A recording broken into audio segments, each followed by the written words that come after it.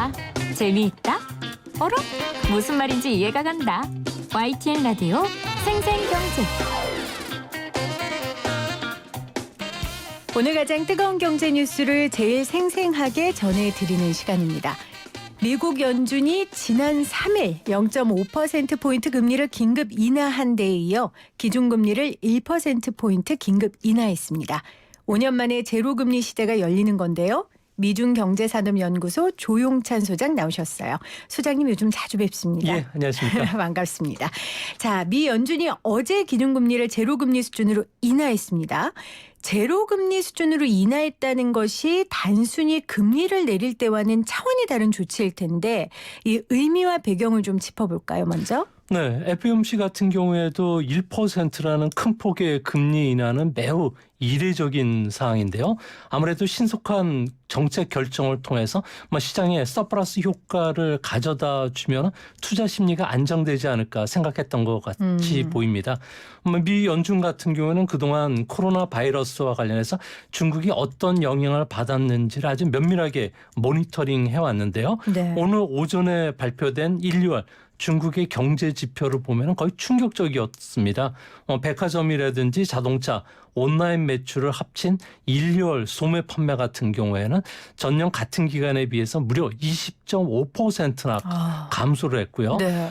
또 고정자산 투자뿐만 아니라 산업 생산도 역사상 최저 수준까지 떨어졌다는 겁니다. 역사상 최저 수준이요. 예, 그래서 네. 미국 같은 경우에는 중국의 2달 전 모습 에 비춰봤을 경우에 앞으로 3월 달과 4월 달 이 정도의 충격을 줄 수가 있기 때문에 아무래도 선제적인 금리 인하 그것도 큰 폭의 금리 인하를 단행한 것으로 보여집니다. 그러니까 미국 입장에서는 중국이 지금 한창 코로나19로 어려울 상황에 경제적 어려움을 닥칠 거라고 예상을 하고 선제적으로 지금 조치를 했다. 그래서 굉장히 신속했고 인하의 폭도 넓었다라고 설명을 해주셨어요. 그동안 사실 트럼프 대통령이 얼마나 압박을 했습니까? 이 금리 내려. 그래도 꿋꿋이 버텼거든요. 그런데 연준이 2주 새에 2차례나 긴급 금리 인하를 단행한 거 보면 지금 미국 경제가 굉장히 심각한 상황이에요. 역사상 지금 최저 수준이라고 하셨으니까 조금 더 구체적인 지표나 예를 들어주세요. 네, 미국 같은 경우는 2월 달까지는 아주 좋았습니다. 고용 같은 경우에도 실업률이 3.5%로 역사상 최저 수준이고요. 네. 고용자 수도 27만 명씩 계속 늘어나는 추세였습니다. 또 무역 적자도 무려 6.7%나 감소하는 그런 상황이었는데요. 하지만 2월 말까지 보면은 코레라 감염자가 20명 정도에 불과했습니다. 현재는 3,000명이 웃돌고 있고요. 사망자도 62명 정도가 되면서 3월 달부터는 경제 지표가 악화될 것으로 보여지는데요. 미국은 신발서부터 휴대폰까지 무려 다양한 종류의 그 수입품을 수입을 하는데 특히 네. 신발 같은 경우는 70%를 중국에 의존하고 있고요. 이러다 보니까 나이키를 비롯해서 노스페이스, 라프로렌, 빅토리아 시크릿, 반스와 같은 주요 브랜드 같은 경우는 20%가 실적이 감소할 수밖에 없고요. 또 월마트라든지 일상용품 회사인 그러니까 프록앤갬블 우리가 쉽게 이야기해서 P&G라고 부르는 회사 같은 경우에도 네. 17,600종류의 제품을 중국에서 수입을 해야 되는데 이게 수입하지 못해서 상당히 좀 어려움에 처하고요. 이뿐만 아니라 미국은 1억 5천만 명의 고용자들이 있는데 이 중에 20%를 차지하는 소매, 숙박, 음식, 엔터테인먼트, 스포츠 같은 경우에는 거의 3월 달 들어서 거의 매출이 거의 반토막이 나는 그런 상황입니다.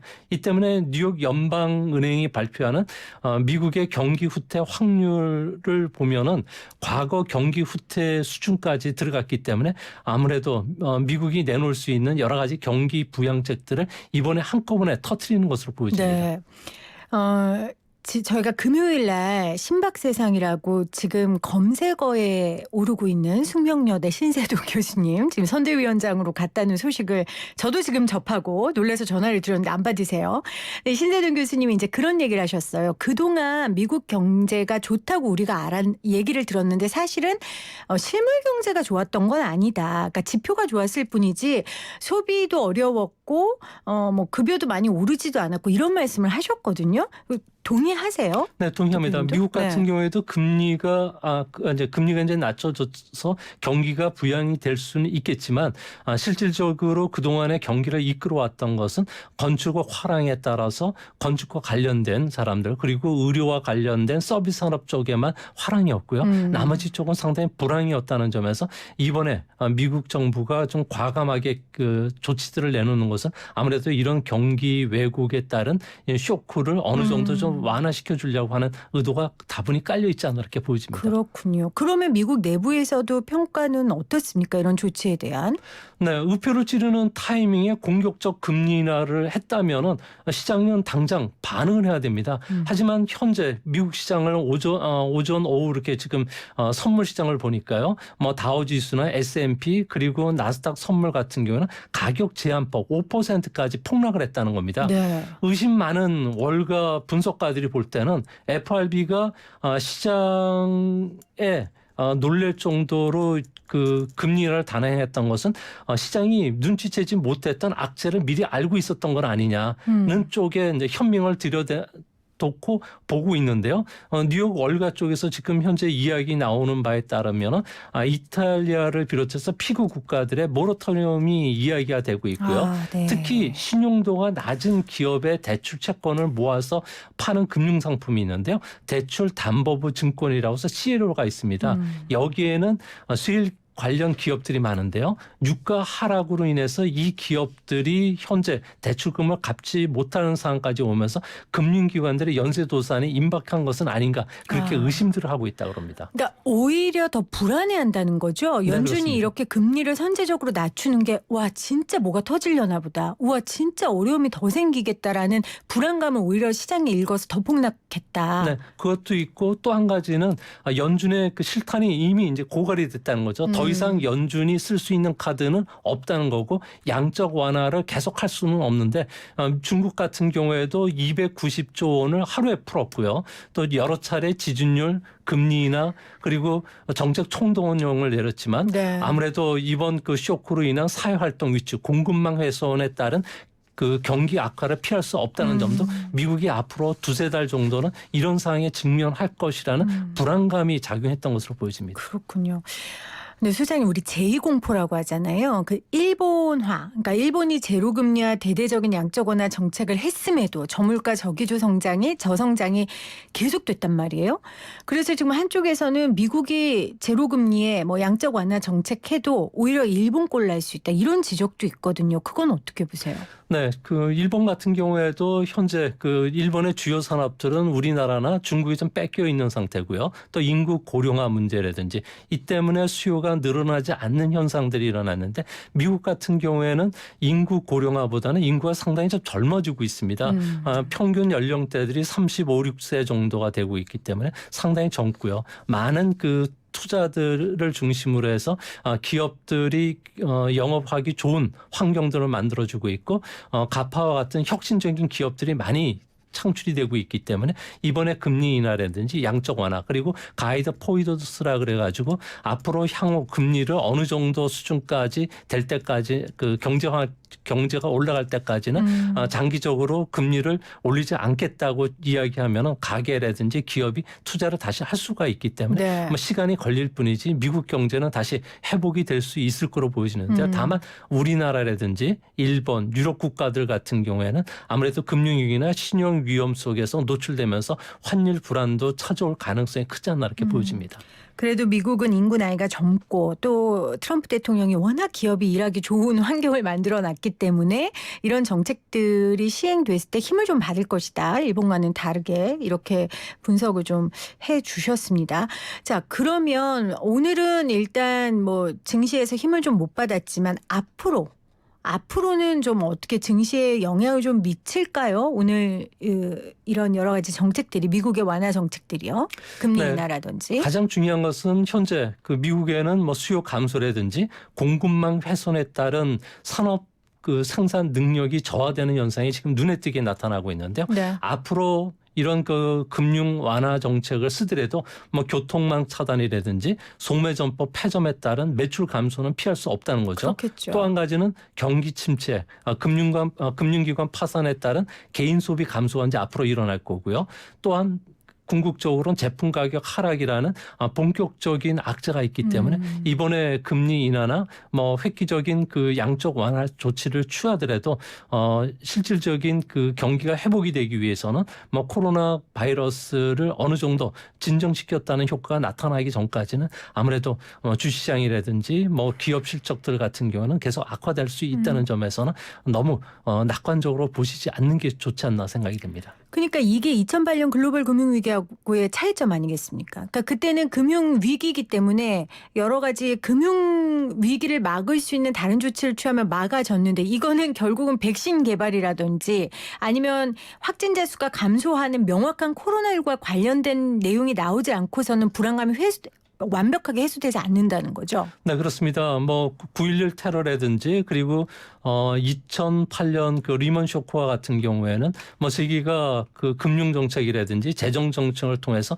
어느 정도 회복이 될 수 있다는 확신을 들었지만 지금은 이런 그 악재 속에서 경제나 금융 위기도 있고요. 또 신용 위기는 언제 찾아올지를 모르는 상황이고 사람과 상품의 거래까지 중단이 되는 사태가 벌어지니까 100년에 한 번 오는 충격이라고 월가 쪽에서는 받아들일 수 있다는 점에서는 이 정도의 금리 인하 그리고 양적 완화만 가지고는 주식이라든지 사람의 투자 심리 그리고 사회 활동이 재개될 수 없다는 점에서는 이번 충격은 조금 시간이 걸릴 가능성이 크지 않나 이렇게 보여집니다. 시간이 걸릴 것이다. 그럼 지금 우리가 할 수 있는 거는 없는 거예요? 지금 이게 최선이고? 네, 그렇습니다. 지금 현재 가장 그 사회 활동을 다시 재개한다든지 기업들이 호주머니에서 돈을 꺼내서 생산을 늘린다든지 설비 투자에 나서기 위해서는 분명히 고용과 관련해서 불확실성이 사라져야 되는데 이런 고용과 관련된 불확실성은 여전히 쇼크 때문에 활동이 둔화될 수밖에 없고요. 그렇겠죠. 또 소비 활동도 줄어들기 때문에 기업 입장에서는 공급망 해선이 완전히 해결이 될 때까지는 아무래도 투자라든지 소비 활동이 유지될 수밖에 없지 않나 보여집니다. 그렇죠. 아무리 저희 돈을 풀고 금리를 내려도 그걸 쓰는 사람과 기업이 움직이지 않으면 아무 소용이 없는 거니까요. 제가 어젯밤에는 이렇게 기도를 하고 잤어요. 이번 주보다는 그러니까 지난주보단 이번 주가 좀 나은 한 주가 되게 해주세요. 그러니까 코로나 확진자 수도 그렇고 경제적 상황이 그렇고 그런 마음으로 지금은 버티는 수밖에 없는 것 같다라는 생각이 듭니다.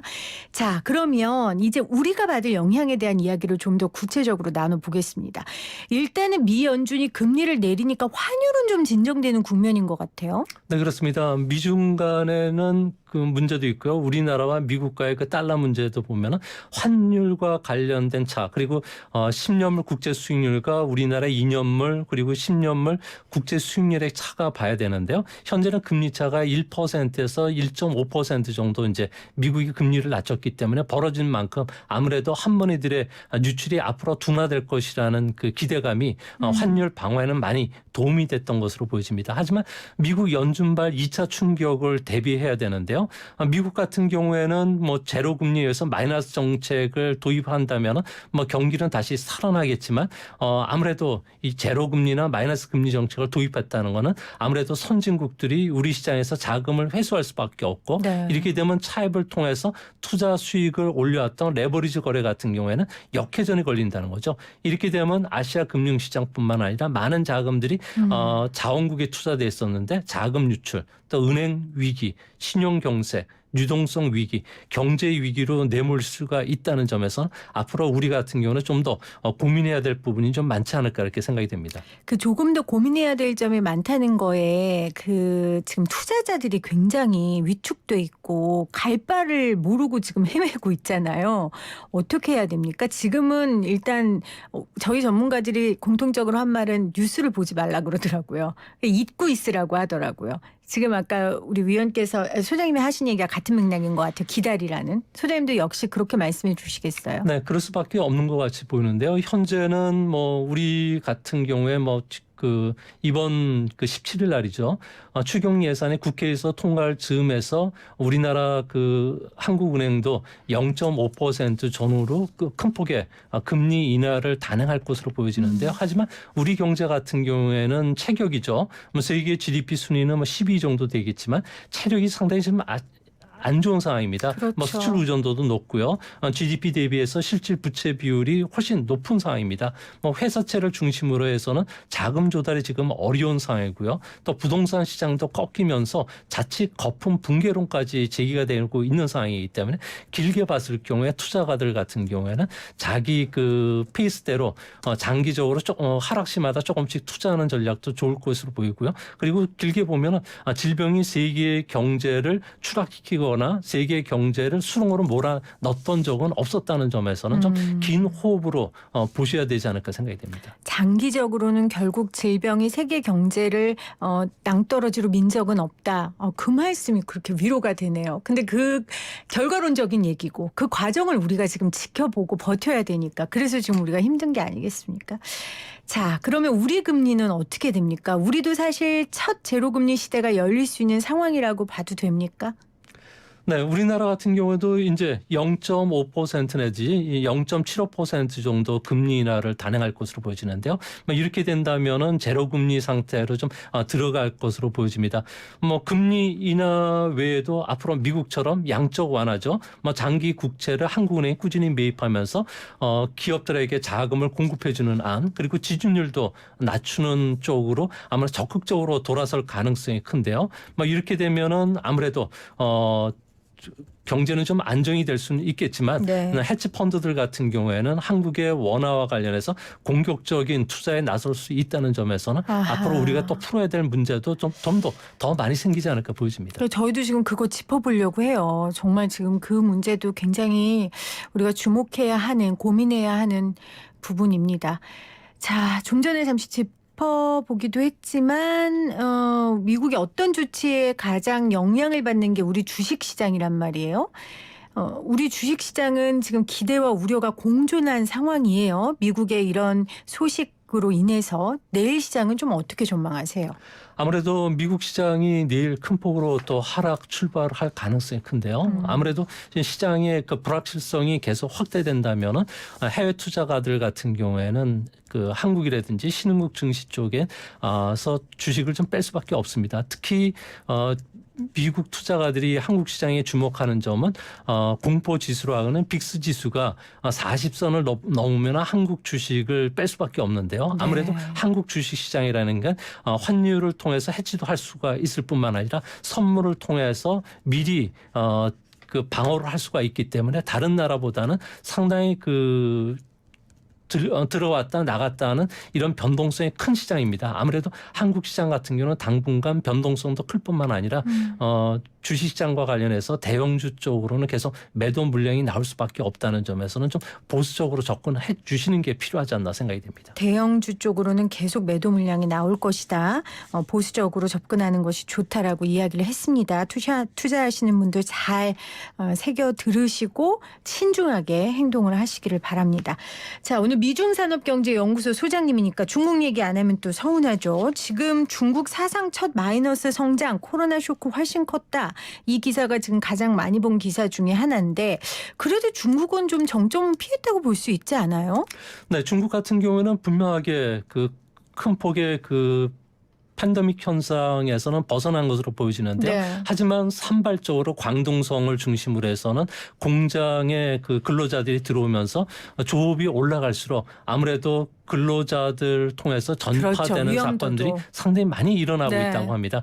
이뿐만 아니라 베이징, 상하이에서도 계속 산발적으로 일어날 수 있다는 점에서 길게 보면은 한 분기 정도 중국의 성장률 정도는 더 마이너스 상황에 빠질 가능성이 크다는 점에서 주의하셔야 될 것으로 보여지고요. 중국 정부는 현재 조업률을 올리기 위해서 전기 사용을 의무적으로 지시를 했기 때문에 공장 가동률을 올리는 상황 속에서 예상치 못했던 화재라든지 방화 등도 일어날 수가 있는 상황입니다. 이런 상황이 좀 당분간 올 6월 달까지는 일어날 수 있다는 점에서 중국 정부가 발표하는 경제 지표라든지 그리고 감염자 통계 수치를 좀 유념하셔서 보실 필요가 있지 않나 네. 생각이 됩니다. 자, 그러면 미국, 중국 다 지금 이런 상황 가운데 무역 협상은 어떻게 되는 겁니까? 네, 미중 무역 협상 같은 경우에는 당분간 아무래도 휴전 상황에 들어갈 가능성이 크고요. 아무래도 양국 간의 이번 감염자 수가 이제 정점을 지나고 확실히 제압이 된 이후에는 다시 무역 협상에 나설 것으로 보여지는데요.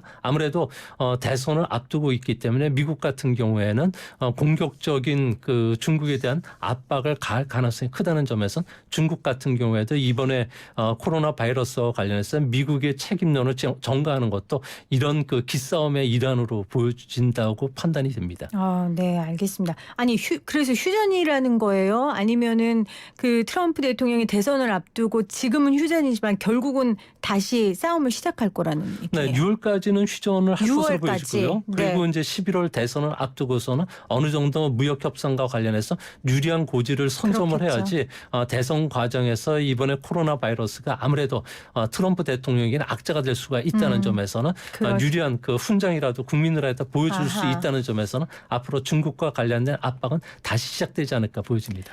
네, 자, 미 연준이 카드를 꺼내놨습니다. 제로금리와 양적 완화였는데요. 어떤 의미를 가지고 있고 또 우리에게는 어떤 영향을 끼칠지 미중 산업경제연구소 조영찬 소장과 짚어봤습니다. 고맙습니다. 네, 감사합니다.